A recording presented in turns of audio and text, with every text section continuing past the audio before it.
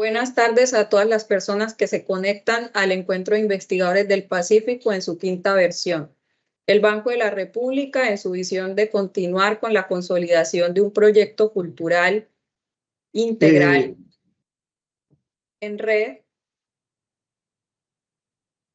enfocado al desarrollo de las colecciones físicas y digitales, contribuye a la formación de públicos autónomos y a la generación de acciones y servicios en espacios adecuados y con tecnologías vigentes. Con este objetivo, los centros culturales ubicados en la región Pacífico fortalecen una gestión cultural que produce y comparte conocimientos, diálogos, saberes y metodologías desde la participación colectiva a través del Encuentro Anual de Investigadores del Pacífico Colombiano. En su quinta edición abordará líneas de estudio, experiencias en el trabajo de campo, epistemologías y ontologías de las comunidades en esta región en 3 ejes temáticos: cultura, etnoeducación y medio ambiente. Se realizarán de manera virtual del 13 al 15 de agosto del 2025 y cada día habrá una conferencia central por eje temático y presentación de 4 trabajos de investigación seleccionados a partir de esta convocatoria. Para el tercer día de este encuentro tendremos la cultura como eje central de reflexión, buscando indagar cómo las tradiciones y festividades en el Pacífico articulan las manifestaciones y prácticas patrimoniales de la comunidad, interconectadas de manera constante por la espiritualidad y su relación con el territorio. Las fiestas son momentos de celebración donde la música, la danza y el folclore se fusionan para expresar la alegría y la esencia de una cultura. Los rituales son ceremonias cargadas de simbolismo que conectan a las personas con sus ancestros, la naturaleza y el universo espiritual. Unido a estas prácticas alimentarias, reflejo de la relación íntima entre el ser humano y su entorno, son testimonios de sabiduría culinaria transmitida de generación en generación, revelando historias de origen, migraciones y adaptaciones a lo largo del tiempo. En conjunto, estas manifestaciones artísticas y culturales tejen el tapiz de la diversidad en el Pacífico colombiano, celebrando la vida en todas sus formas y expresiones. Hoy nos acompaña como conferencista central el doctor Santiago Arboleda Quiñones, que es profesor de la Universidad Andina Simón Bolívar en Quito, Ecuador, área de Letras y Estudios Culturales, coordinador de la Cátedra UNESCO de Estudios Afroandinos de la misma universidad, miembro del Grupo de Trabajo Afrodescendencias y Contrahegemonías Claxo y presidente de la Asociación de Investigadores e Investigadoras Afro-Latinoamericanos y del Caribe. Sostiene vínculos y diálogos permanentes con organizaciones y movimientos sociales en varios países de la región andina, lo cual se centra en su obra como intelectual, que persigue la reflexión crítica y creativa para la transformación social. Sus líneas de investigación son destierro y despojo, intelectuales y pensamiento afro-latinoamericano, educaciones y etnoeducación, culturas, religiosidad popular y políticas culturales. Hoy vamos a escuchar su ponencia Sanación Festiva con las Vírgenes y Santos del Pacífico colombiano. Damos entonces la bienvenida al doctor Santiago Arboleda, quien nos va a acompañar en esta primera parte del eje de cultura. Bueno, buenas tardes a todas, a todos, a todes. Gracias por la invitación a compartir esta reflexión sobre la religiosidad popular en el Pacífico, sobre las fiestas patronales en el Pacífico. Le agradezco mucho en general al equipo del Banco de la República y de manera muy especial a la doctora Yuli Palomeque. Bueno, mi presentación irá básicamente por 3 elementos. En un primer momento voy a colocar lo que considero significan estas fiestas hoy. En un segundo momento voy y, por último, cómo está estructurada y sus participantes. Y por último, voy a esbozar unos puntos de llegada a manera de cierre. Entonces, vamos con el primer momento acerca de las fiestas afropacíficas, las fiestas patronales, las fiestas de vírgenes y santos afropacíficas, que las he situado en una perspectiva desde dentro como espacios de sanación festiva, ¿no? Entonces, lo primero que tendríamos que señalar es que, claro, estas fiestas que encontramos en el Pacífico, fiesta de San Pacho, por ejemplo, en Quibdó, ¿cierto? O la Purísima en Guapi, la Inmaculada Concepción, o el Nazareno de Payán, o la Virgen de Atocha, y tantas otras fiestas, hunden sus raíces en las cofradías, ¿sí? Ese tipo de organización que surge en la Edad Media, ligado básicamente a oficios, a desempeños, y que luego es tomado, ¿no? Digamos, a desempeños como artesanos, picar piedras, ¿no? Que se agrupaban incluso para defender su oficio. Y luego es tomado esta estrategia de organización por oficios, es tomado por la Iglesia Católica, las cofradías, ¿cierto? Las cofradías van a ser este tipo de organizaciones ligadas a la religiosidad, en el caso de lo católico, para producir hermandad y para motivar la caridad, ¿no? Digamos, desde su fundación, para motivar la solidaridad, la ayuda mutua, la caridad, y ante todo, garantizar, ¿no? La permanencia del dogma, de la creencia, la permanencia finalmente de la matriz católica. Entonces vemos originándose las cofradías allá en la Edad Media y llegan en el siglo XVI a América, ¿cierto? A las Américas. Y ya en el siglo XVII, finales del siglo XVII, tenemos datos de la existencia de cofradías en el Pacífico, ¿no? De tal forma que este va a ser el antecedente de varias de estas fiestas, ¿no?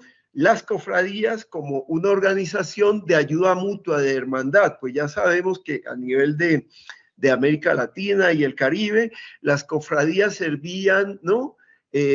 Para unirse en torno a la fe, a un santo, a la celebración de la Semana Santa, las pasiones de Cristo, ¿cierto? Finalmente se unían con una estructura y servían para ayudar a los enfermos, ayudar a los más pobres, ¿no? Para fundar hospitales, por ejemplo, ¿no? Y así una serie de instituciones de ayuda, ¿cierto? Entonces, esto es lo que vamos a ver ya finales del siglo XVII y a lo largo del siglo XVIII, claramente en el Pacífico, ¿no? Estas cofradías permiten institucionalizar estas fiestas. Bueno, vemos que en el caso del Pacífico comienzan las apariciones de los santos en el mismo periodo, ¿cierto? Supuestamente aparecen como milagros, ¿no? Entre inicios del siglo XVIII y a lo largo del siglo XVIII en el Pacífico y en las Américas se dan la mayoría de las apariciones de los santos. Ese es el caso del Nazareno en Payán, ¿cierto? Vírgenes como la Virgen de Atocha, supuestamente fue traída a lo largo del siglo, en el siglo XVII, pero digamos su afianzamiento está a finales del siglo XVII, siglo XVIII, la Virgen del Carmen, ¿no? Que va a ser una fiesta tan importante en todas las Américas y particularmente en Colombia, en el Pacífico, que nos ocupa, ¿no? Una deidad de muchos feligreses. Entonces, estas cofradías, para el caso del Pacífico, se van a distinguir por, ya en el siglo XVIII, por agruparse en torno a condiciones étnico-raciales, ¿cierto? Entonces, digamos que señalaba unos segmentos de castas y luego de clases, ¿no? Entonces había cofradías donde participaban, digamos, negros, zambo, mulatos, ¿no? Y había las cofradías donde participaban criollos, mestizos, ¿cierto? Peninsulares, ¿no? Entonces, había esta distinción. Para el caso de, entonces, que nos ocupa, vamos a ver cómo en el siglo XVIII, según las crónicas de Fray Juan de Santa Gertrudis, ya existía cofradía de la Inmaculada Concepción, conformada básicamente por jóvenes jóvenes, digamos, comillas, blancas en barbacoas, ¿cierto? Y eran cofrades, digamos, que cumplían una ritualidad para integrarse, ¿no? Y que tenían que ser vírgenes, que tenían que ser de la clase alta barbacoana, ¿no?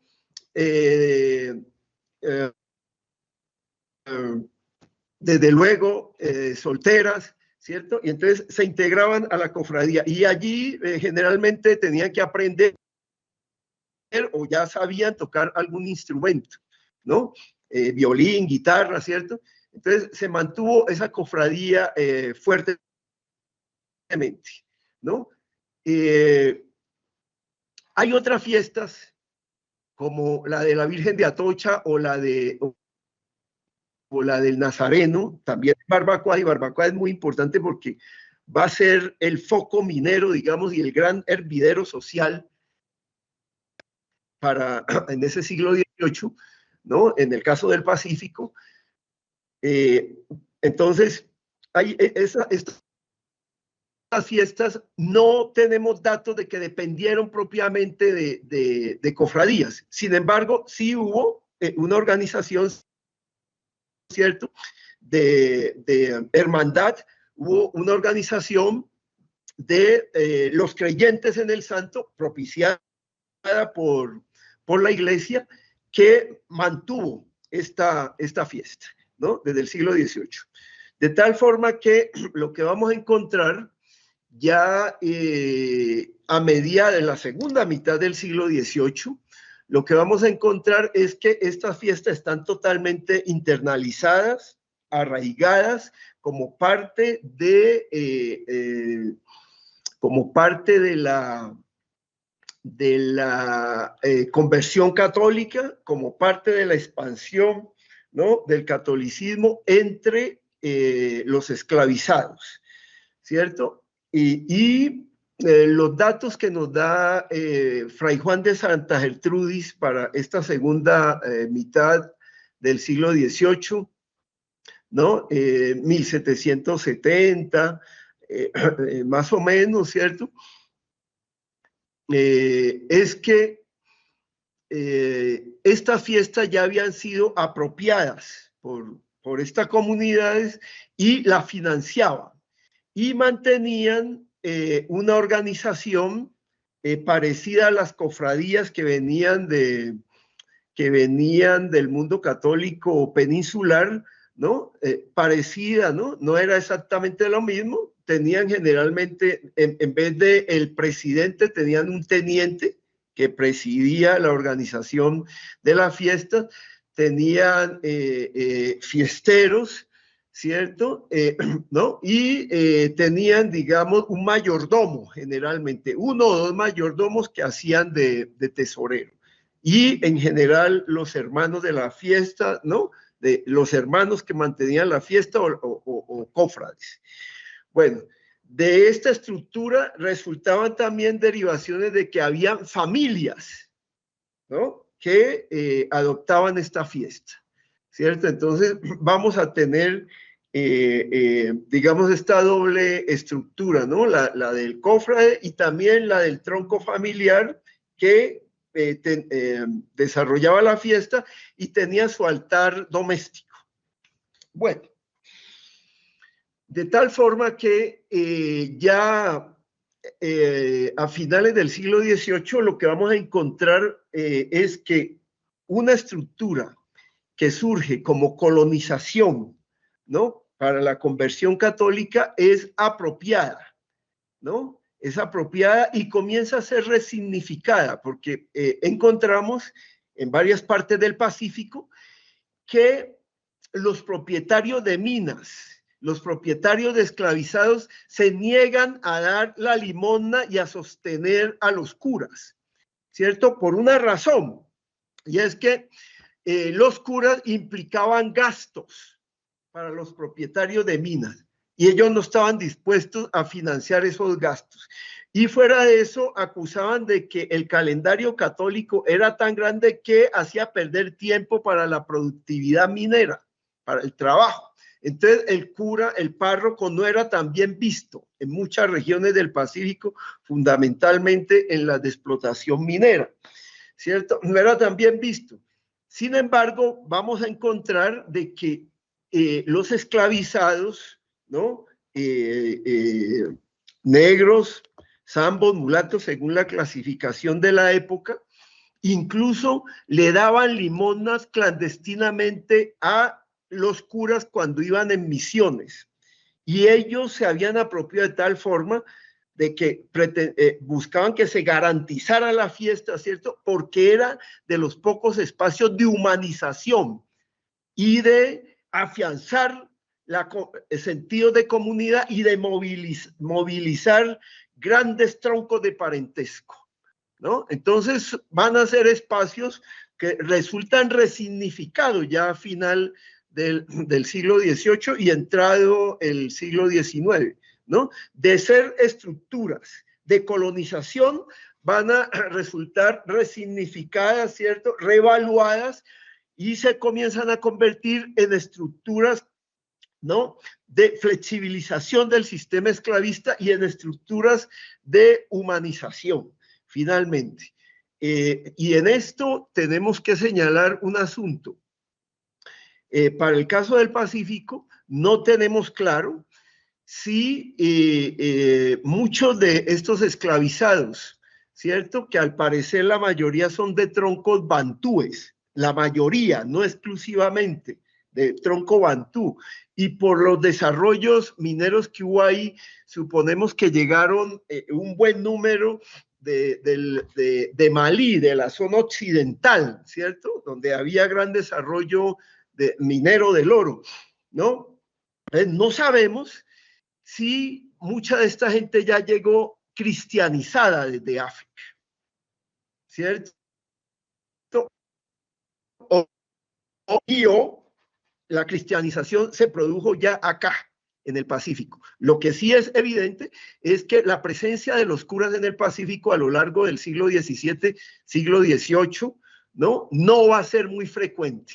Era básicamente en los momentos de fiesta, ¿sí? En ese litoral pacífico, los momentos de Semana Santa, la Cuaresma y en las fiestas de los santos, ¿no? Entonces, claro, lo que vamos a encontrar ya en la segunda mitad del siglo XVIII, que coincide con la reforma borbónica, ¿cierto? Que es el hecho de que está en crisis, ¿no? Están en crisis todos estos territorios colonizados por España, y hay la necesidad, ¿no? Los Borbones mandan, ¿cierto? Hay la necesidad de reformar, digamos, de retomar los rumbos de la colonización, es decir, ya es un sistema colonial que comienza a mostrar su crisis y un sistema esclavista que ya tiene muchas grietas, ¿cierto? Entonces, lo que vamos a encontrar allí es que todos los informes de los curas, incluido Fray Juan de Santa Gertrudis, que viene como parte, ¿cierto? Viene a hacer esta inspección como parte de la reforma borbónica, nos van a señalar pues que la gente vive en pecado, que vive muy relajada, que, ¿no? Que vive en orgías. Es constante la acusación de que la gente, esta acusación surgiendo ahí en la segunda mitad del siglo XVIII se va a mantener por lo menos hasta 1930 con mucha claridad, un poco más incluso, ¿cierto? Con los curas misioneros. Lo mismo vamos a encontrar las mismas acusaciones en el cura Merizalde, ¿no? Ya en el siglo XX, ¿cierto? Ya, ¿no? En las primeras 3 décadas del siglo XX vamos a encontrar exactamente la misma acusación de que la gente, ¿no? Vive en desorden, vive en pecado, ¿cierto? Entonces, digamos que esto es importante porque no es claro que el tronco católico, ¿no? En articulación, en sincretismo, con la matriz africana, fundamentalmente Bantú, ¿cierto? haya penetrado totalmente. Lo que sí vemos es una apropiación, ¿no? De estas fiestas católicas para ser resignificadas como nichos ya propios de marcación territorial y de marcación de parentesco, ¿no? Entonces, bueno, dejemos este primer punto. Y vamos al segundo punto, ¿no? Me parece que ya entrado el siglo XIX, ¿cierto? Donde se encuentran todavía cofradías, ¿sí? Están, digamos, frágiles, pero se encuentran todavía. Ya estas fiestas de vírgenes y santos del Pacífico son espacios de socialización, de comunicación en torno a la fe y a una divinidad humanizadora. Y ya es claro el sincretismo de matrices filosóficas y espirituales africanas y católicas, ¿no? Están todos los cantos católicos, ¿cierto? ¿No? Y están los instrumentos y la estética africana ya sincretizada, ¿cierto? Entonces, digamos, se ha producido ese sincretismo, esa negociación, y aunque, repito, el marco lo colocó la colonización de matriz hispano-católica, para nada es un marco que se encuentre terminado justamente por las dificultades que presenta dificultades de acceso, dificultades ambientales que presentaba esta región, ¿no? Ahora, ¿cuáles son, digamos, por lo menos las principales fiestas dentro de ese gran calendario católico que tenemos, ¿no? Entonces, vamos a tener la fiesta de San Francisco de Asís, ¿cierto? Y la fiesta de San Francisco de Asís y la fiesta de San Francisco de Paula, que se llama, ¿no? Esa fiesta de San Francisco de Paula, que surge en el siglo XVI, ¿no? surge en el siglo XVI, vamos a encontrarla tempranamente en barbacoas, ¿cierto? Y de eso nos dan datos varios misioneros, ¿no? La vamos a encontrar ya en el siglo XVII en barbacoas, ¿cierto? Y luego la vamos a encontrar, vamos a encontrar la fiesta de San Francisco de Asís, San Pacho, en el Chocó, ¿cierto? Pero la presencia de los franciscanos pues va a garantizar de que la fiesta San Francisco sea muy importante en el Pacífico, ¿cierto? Por ejemplo, si hacemos un rápido listado, digamos, uno diría, por ejemplo, en el Chocó, poblaciones como Izmina, ¿cierto? Que tiene la Virgen del Carmen, la Virgen de las Mercedes, pero tiene también Divino Niño, a San Antonio, María Auxiliadora, San Miguel, Santísimo Sacramento, ¿no? Rosa Mística, San José, ¿no? Desde luego San Francisco de Asís, el Espíritu Santo, bueno. Tenemos poblaciones, la fiesta de San Antonio, de la Inmaculada Concepción, ¿cierto? Elizalde, la fiesta San Francisco, la fiesta a la Purísima, la fiesta San Antonio, a la Santa Cruz, a la Virgen del Carmen, ¿no? Luego podríamos entrar rápidamente al Cauca, ¿no? Quizás de las más grandes es la Inmaculada Concepción en Guapi, pero también está la fiesta San Francisco de Asís, la fiesta San José, la fiesta a la Niña María, la fiesta al Señor de la Buena Esperanza, San Antonio, ¿no? Luego podríamos mirar Nariño, ¿cierto? He estado haciendo énfasis en la fiesta de la Virgen de Atocha. He dicho que la fiesta de San Francisco de Paula comenzó también por aquí, por Barbacoa, como gran centro minero. La fiesta del Nazareno, ¿no? Y también la fiesta de la Virgen del Carmen, y en Iscuandere la fiesta de Santa Bárbara. Bueno, vamos a encontrar, creo yo, como elementos comunes de que el hecho de que estuvieran franciscanos, carmelitas luego, ¿cierto? Jesuitas, ¿no? Va a señalar de que hay unos santos que resultan comunes a la hora de pensar esto como departamentos. Por ejemplo, la Virgen del Carmen, ¿cierto? Ligada a los carmelitas, se celebra en todo el Pacífico. San Francisco también se celebra en todo, ¿no? El Pacífico. San Antonio también se celebra en todo el Pacífico, ¿no? Desde luego,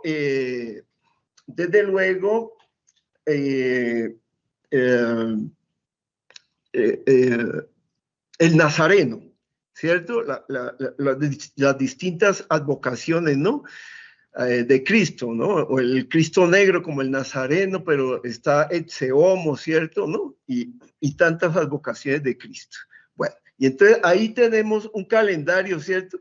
Que es mucho más amplio, pero lo que quiero dejar claro es que entre el siglo XVII, finales del siglo XVII y sobre todo siglo XVIII, en esta disputa de las misiones, hicieron un trabajo de sembrar los santos en el Pacífico, y siempre, la mayoría de las veces, atribuyéndole a apariciones de esos santos, ¿no? Generalmente aparecían en las zonas de mayor producción minera. Entonces, el santo nos va a dar, esas fiestas de santos nos van a dar unas claves de control territorial y de control económico y de control de las vidas, ¿cierto? Bueno, entonces, importante destacar en relación con lo que he señalado, que claro, no sabemos con precisión, seguramente estos varios africanos, ¿no? De ahí del occidente, que eran islamizados también, llegaron cristianizados, ¿cierto? Y con sus saberes de la religiosidad africana, digamos, tales como, pensemos en el palo, ¿no? ¿Cierto? La gran vertiente del palo, o lo que luego se va a conocer acá en las Américas como la ocha, ¿cierto?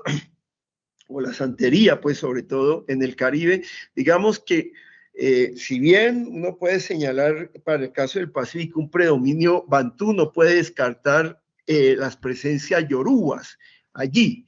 Y entonces, claro, va a haber equivalencias, ¿no? Que en el caso del Pacífico, porque se rompió el contacto con África, ¿no? En varias ocasiones, ¿no? En el siglo XVII se rompió, luego en el siglo XVIII, y cada vez llegan menos africanos, entonces no hay la expresividad de lo que sucede en el Caribe, en el Caribe insular, Cuba, Puerto Rico, o Brasil, o Haití, ¿cierto? ¿No? Acá no hay esa alimentación constante de bozales, como se le llamaba. Gente venía directamente de África. Entonces, se va a ver mucho más subterráneo, mucho más sumergida esa posible huella de africanía, como le llamó Nina de Friedman, ¿no? Pero, sin embargo, en las fiestas sí podemos ver, ¿no? Rasgos en cuanto a, la actitud, a las actitudes corporales, ¿cierto? El predominio de estos instrumentos de origen africano, ¿no? Y, por ejemplo, el hecho de que Santa Bárbara, ¿cierto? Aparezca, ¿no? En todos los departamentos, en el Pacífico, ¿cierto? Entonces, ¿no? Y varias fundaciones, ¿cierto? Se hicieron como advocación y se asignaron a Santa Bárbara, por ejemplo.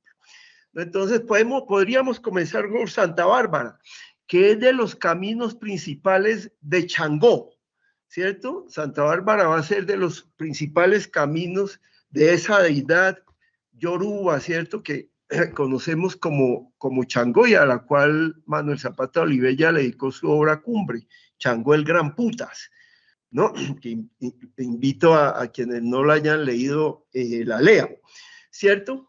Pero San Antonio, ¿no? Que a San Antonio, ¿no? Le piden matrimonio, le piden dinero, es un santo tan, ¿no? Y para que cumpla, uno ve que en varias partes del litoral pacífico le amarran los pies y lo ponen de cabeza, ¿no? En la azotea, y si la casa está ahí en la parte baja del mar, pues se moja, ¿no? El santo, ¿cierto? De cabezas, ¿no? Para que cumpla. Entonces, San Antonio, por ejemplo, va a ser, ¿no? Uno de los caminos principales de Eleguá, ¿cierto? ¿No? Los caminos de Eleguá dentro del mundo yoruba, ¿no? Y lo mismo el Divino Niño, que también tiene varias fiestas, ¿cierto? También es un camino de Eleguá, ¿no? San Benito también es un camino de Eleguá, ¿no? O la Virgen del Carmen, con toda la majestuosidad que tiene la Virgen del Carmen, como una virgen viajera, que en el Pacífico es una virgen acuática básicamente, pero también terrestre, es una virgen anfibia, desde luego, ¿cierto? ¿No? Pero en el mundo católico en general es muy importante, y en el Pacífico adquiere una significación especial, ¿cierto? Esa fiesta tan importante a la Virgen del Carmen,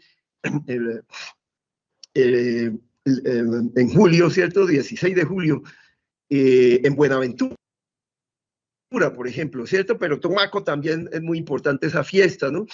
Entonces la Virgen del Carmen va a ser uno de los principales caminos de Ollá,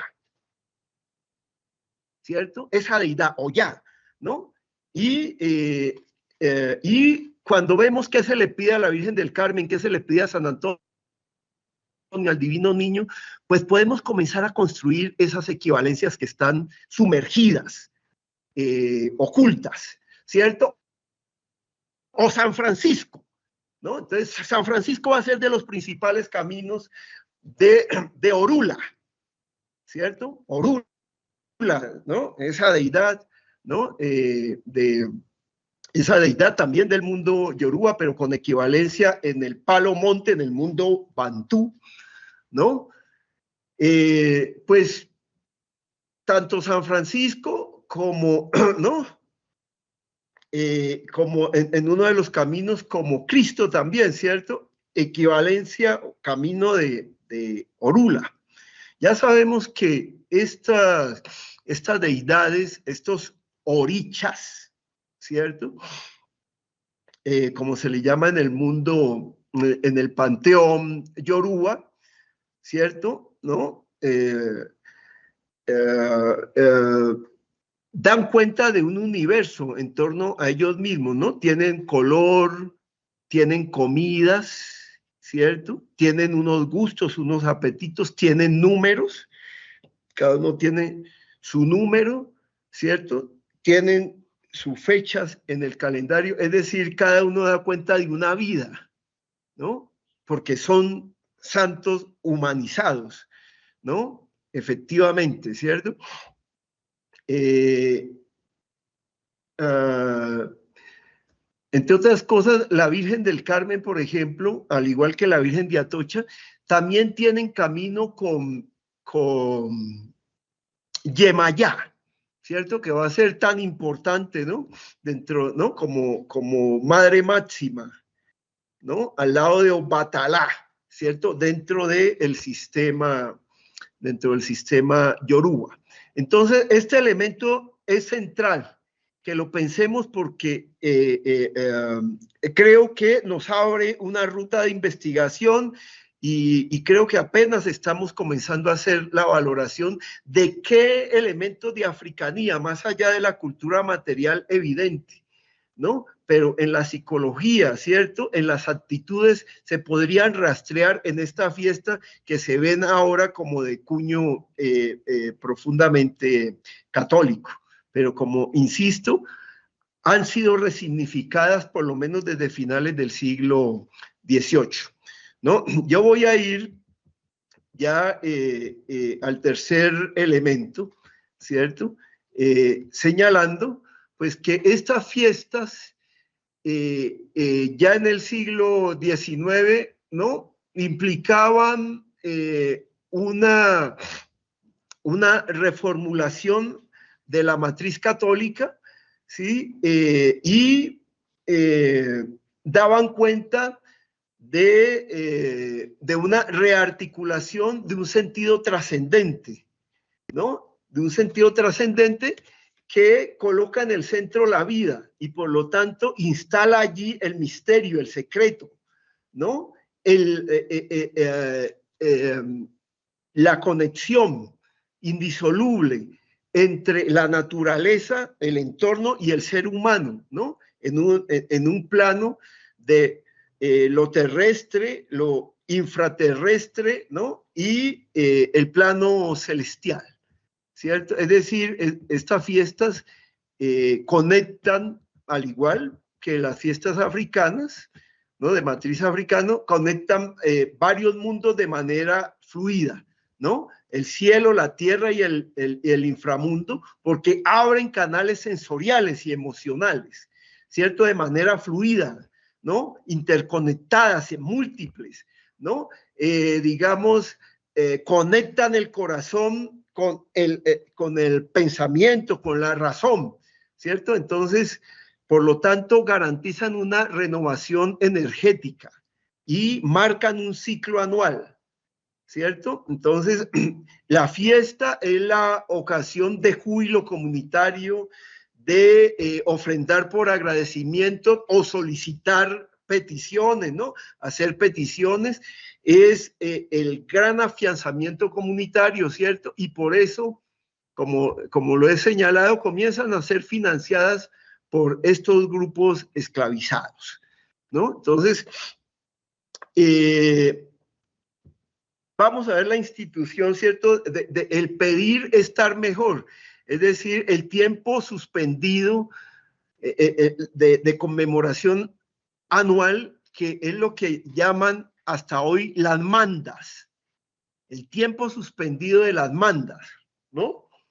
Entonces, la manda, cumplir una manda por un favor recibido, se convierte en la consumación, ¿cierto?, del milagro y por lo tanto en la prueba de la vivacidad y de la vitalidad de los santos y vírgenes. Por eso es común que se diga hasta hoy en estas fiestas que esos santos son vivos. Es decir, cuando se habla de santos vivos entre los católicos, efectivamente, pues primero tuvo que haber sido un ser humano, hombre santificó, se beatificó y se santificó, pero igual la atribución de los santos vivos se encuentra en las matrices africanas. De tal forma que la fiesta hoy, ¿cierto? Y como lo he señalado por lo menos desde finales del siglo XVIII, afianzan sentidos de comunidad, vivencias de pertenencia familiar, de la parentela extendida, incluyendo los ancestros muertos, ¿no? Y garantizan la cohesión vecinal, tanto en el contexto rural como en el contexto urbano, ¿sí? La cohesión barrial, local, regional, ¿no? Finalmente esas fiestas siguen expresando la construcción de unos sentidos de bien común que alimentan la solidaridad y la esperanza ante las dificultades que ha vivido esta gente, ¿no? Desde que fueron arrancados de África hasta hoy, para el caso del Pacífico, que continúan envueltos en semejante guerra, ¿cierto? Entonces son nichos de construcción de esperanza y por lo tanto de afianzamientos psíquicos y materiales, ¿no? Entonces, en ese sentido es que planteo de que estas fiestas en la larga duración las podemos ver como espacios de sanación, ¿no? Y que pese incluso a las destrucciones que han tenido hoy, como lo que sucedió en Bojayá, a las prohibiciones de los grupos armados, ¿cierto? Estos arrullos, los arrullos de santos, los velorios o los bundes de los santos patronales, mantienen ese carácter vitalista de interconexión con el cuidado de la naturaleza y con el cuidado de sistemas sociales prácticos, ¿no? Que son dinámicos, ¿no? Porque esta fiesta, ¿no? Digamos, siempre introducen cosas nuevas, ¿no? Voy a ir al último punto, ¿no? Entonces, lo que podemos ver es que la sanación aquí se está dando en la larga duración a través de una pedagogía festiva comunitaria, ¿no? Voy a ir al último punto, ¿cierto? Y quiero destacar de que estas fiestas han conservado una estructura básica. En todas partes se ve la misma estructura. Una estructura donde el primer paso es la preparación de la fiesta, donde si la fiesta ha estado ligada a la iglesia del pueblo, pues se le pide permiso al sacerdote, ¿cierto?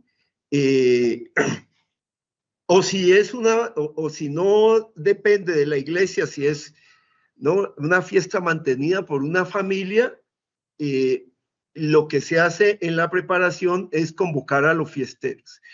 Se hace una correría en esa preparación para recoger limosna, las cuotas de la comunidad, ¿cierto? La correría la hacen los fiesteros, tanto en el contexto urbano, ¿no?, como en el contexto rural, ¿cierto? Estamos hablando de Tumaco, Buenaventura. Estas fiestas llegaron ya hasta Cali, hasta Medellín, ¿cierto? Medellín, el Zampacho, ¿no? El Zampachito, en Cali también el Zampachito, pero en Cali se reconstruyó el calendario religioso fundamentalmente del Pacífico Sur. Eso yo lo expliqué en un libro que se llama ¿Pa' dónde vas, Nazareno? Con esa pesada cruz, ¿no? Explicando cómo esta gente que había ido llegando a Cali desde los años 50 fue reconstruyendo ese calendario religioso, ¿sí? Después de esa preparación que se hace en medio de canto, ¿cierto? Esa correría para recoger las cuotas de los fiesteros, viene la víspera, el día anterior. Hay varias fiestas que en la preparación tienen una novena, 9 días antes de la fiesta. ¿no? Viene la víspera. Justamente hoy, 15 de agosto, es la fiesta de la Virgen de Atocha, en Barbacoa, ¿cierto? Y antes, la Virgen de Atocha, esta fiesta sí sigue teniendo una novena, ¿no? Que terminó ayer y hoy es la fiesta, ¿no? Y llega hasta mañana, ¿no? Y entonces se hace la alborada, ¿sí? Se adecúan, ¿no? En la iglesia, ¿cierto? Pero también adecuación de los altares en las casas, o si es el altar a cielo abierto. Y lo último es la realización de la fiesta, que generalmente tiene procesión tanto en el Pacífico como en Cali y en Medellín, ¿no? Bueno, hemos visto en otras ciudades, Candelaria, bueno, hemos visto esta fiesta reconstruyéndose y mantiene la estrategia de procesión, ya sea en el barrio o en los barrios vecinos, procesión de la Virgen del Santo. Mantiene en la realización, ya sea en la iglesia o ya sea en la casa, lo del rezo, la oración, lo del inicio del santo, ¿cierto? Luego se le canta al santo toda la noche y lo último que se hace es la entrega o largada del santo, donde otros adquieren el compromiso de hacer la fiesta el siguiente año, los que cogen el santo. Y finalmente ya en la madrugada la despedida o la aurora, ¿no? Y esa es la estructura básica que mantiene esta fiesta y que ha mantenido en la larga duración, a lo largo de siglos, ¿cierto? Pues participa el sacerdote, participa la rezandera o el rezandero, participan los síndicos, síndicas o mayordomos, ¿no? Los encargados, ¿cierto? De velar por la estructura de la fiesta y por el recaudo, ¿no?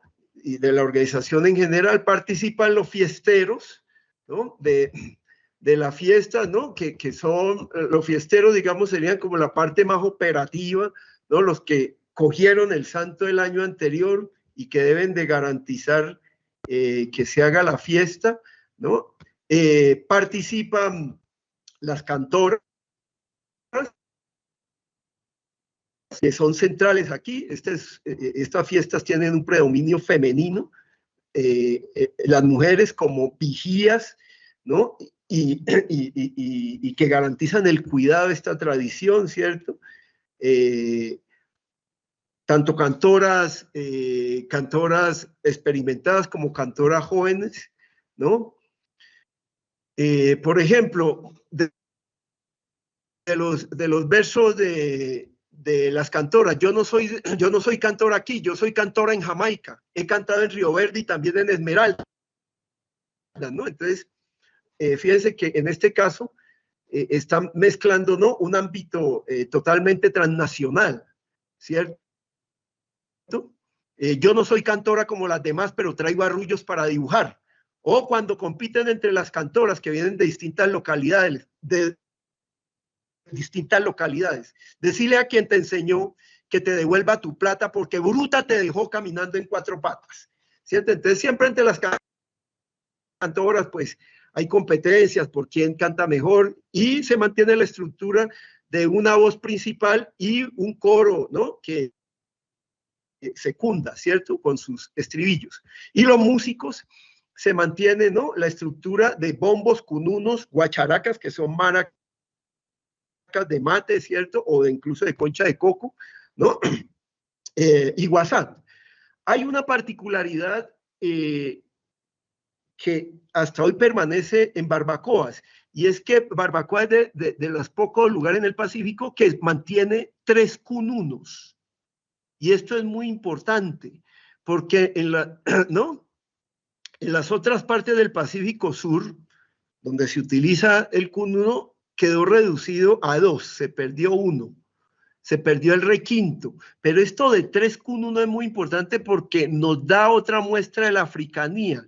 3 también son los tambores batá, ¿cierto? Y vamos a ver estos tambores en todos estos troncos africanos que funcionan en tríos. No son 2, no son solamente el cununo macho y el cununo hembra, ¿cierto? Sino que aparece también, ¿no?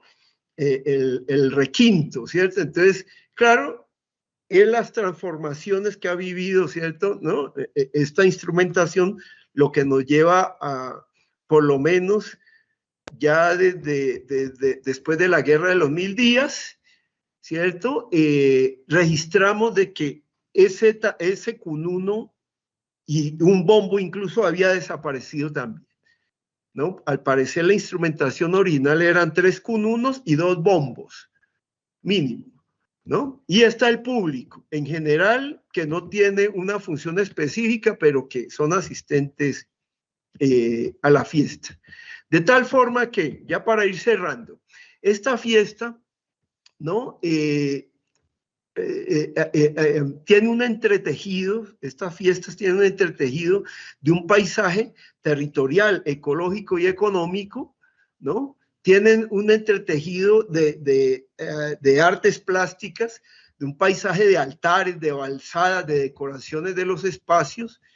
Tienen un entretejido de un paisaje sonoro, ¿cierto? Ligado a los instrumentos, a las voces, ritmos, música, décimas, cantos, poesía, de un paisaje corporal, mientras que al sur del Pacífico, digamos, como del sur del Cauca y todo Nariño, no se baila en esta fiesta, hacia el norte, hacia Buenaventura, sí se puede bailar, incluso aparece la marimba.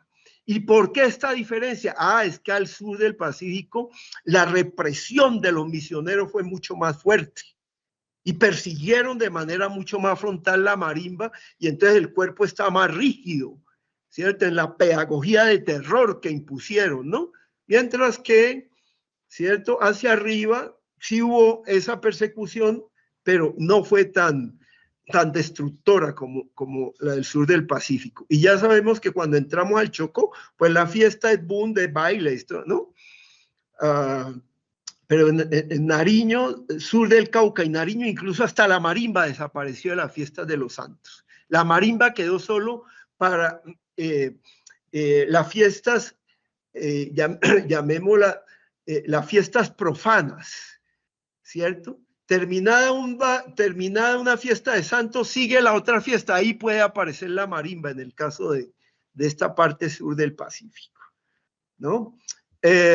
Encontramos, digamos, esas grandes diferencias corporales, bailes, procesiones, navegaciones, desplazamiento de los santos. Encontramos el paisaje de los vestidos y los atuendos, ¿cierto? ¿No? Donde se destacan rezanderas, fiesteros, los asistentes con un predominio muy marcado de blancos, rojos, ¿no? Azules, ¿sí? Y encontramos en general un paisaje narrativo que entrecruza todos los anteriores. Bueno, yo diría ya a manera de cierre que estas fiestas finalmente se convierten en un nicho y cumplen las funciones de memoria, de conservación de la biodiversidad natural y humana, y nicho de convivencia y paz, de convivencia y construcción de paz en contextos rurales y urbanos. Y es en ese sentido en que, ¿no? En que aún en contextos de destierro histórico, desplazamiento, de migración, se reconstruyen estas fiestas y siguen sirviendo, ¿no? Como nichos de reconstrucción sanadora a partir de un acervo cultural, ¿no? Que en principio funcionó como colonización, pero luego se convirtió, ¿cierto? Yo estoy hablando por lo menos de 2 siglos y pico, se convirtió en nicho de liberación, a tal punto que hoy sabemos, ¿cierto?, de que estas fiestas realmente son un desborde y lograron romper los marcos de imposición del catolicismo, ¿no? Del catolicismo. Entonces, esta perspectiva desde adentro que he tratado de situar en esta conferencia quiere mostrar ante todo que estas fiestas son momentos de fortalecimiento colectivo, momentos que elevan la autoestima colectiva y elevan la empatía, la identidad, y en ese sentido creo que hay que mirarlas más allá de la folclorización. Y hay que superar el exoticismo, porque en verdad estamos ante unas células culturales, unos nichos culturales que, como lo he situado, nosotros históricamente los podríamos rastrear, ¿cierto? En cuanto al tipo de organización, la genética que muestran, podríamos ver qué tipo de organización nace allá en la Edad Media, se sitúa acá en el Pacífico entre el siglo XVII y XVIII, ¿cierto? Y permanece hasta hoy. Estamos hablando de uno de los tipos de organización de mayor larga duración que teje solidaridades y formas de vida muy específicas, donde las huellas de africanía, ¿cierto?, en diálogo con las matrices y elementos hispánicos están presentes, garantizando la vida hasta hoy. Muchísimas gracias. Gracias, doctor Santiago Arboleda, por esta presentación tan maravillosa acerca de las vírgenes y los santos, y cómo nosotros en el Pacífico tenemos esta manera tan especial, única de pensar en nuestras festividades y de vivirlas, y cómo podemos trazar esas huellas de africanía también allí. Muchas gracias a todas las personas que nos acompañan en esta tarde. Acá hay algunas preguntas en el chat. Estamos muy cortitos de tiempo porque vamos a dar inicio pronto a las 3 en punto a la segunda parte de las ponencias de nuestros investigadores que también ya están aquí. Entonces, doctor Santiago, una pregunta creo que es lo que alcanzamos a hacer para que usted, por favor, en pocas palabras pueda decirnos cuál es el papel, pregunta Robinson Aguilar, de estas festividades en la resistencia comunitaria colectiva y permanencia de las comunidades afro en el Pacífico colombiano en el marco del conflicto armado en la última década o en lo que va del siglo XXI. Esa es la pregunta que hace. Bueno, el papel es, como lo señalaba al final, de afianzamiento comunitario y de resistencia. Fíjense que donde prohibieron la fiesta, los paramilitares, por ejemplo, incluso guerrillas, ¿no? Una vez aflojaron, la comunidad volvió a instalar esta fiesta. Entonces, es constatación de comunidad y de soberanía territorial.